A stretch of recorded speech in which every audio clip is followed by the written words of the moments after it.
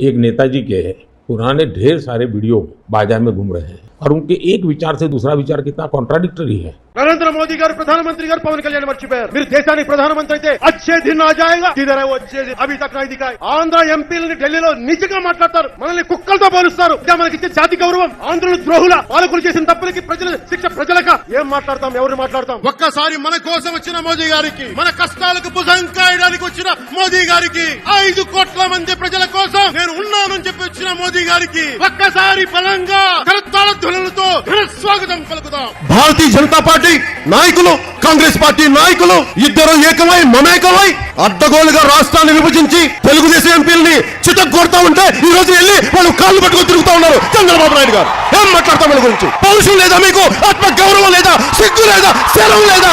ఏం లేదు మీకు?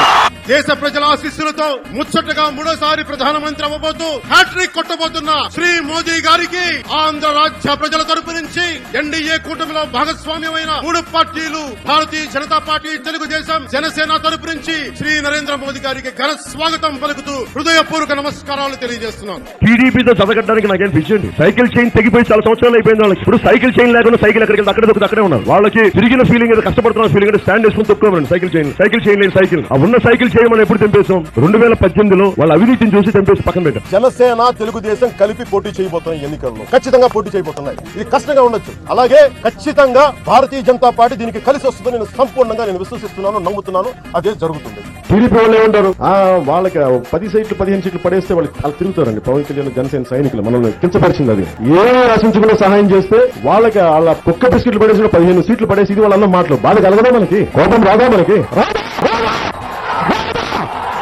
వస్తుంది। పొత్తులో భాగంగా నేను 24 స్థానాలు తీసుకున్నాను। ఇంతేనా అంటున్నారు? 24ఏనా? ఇంతేనా? మనోళ్ళు కాదు, అవతల వాళ్ళు, వాళ్ళకి తెలియట్లా। బలి చక్రవర్తి కూడా వామనుణ్ణి చూసి ఇంతేనా అన్నాడు। అంకెలు లెక్క పెట్టదని చెప్పండి ఎవరిని। अब लोग एक साथ देखते हो, अरे ये आदमी इतना हमें मूर्ख बनाता था, हमारे आंख में धूल चौक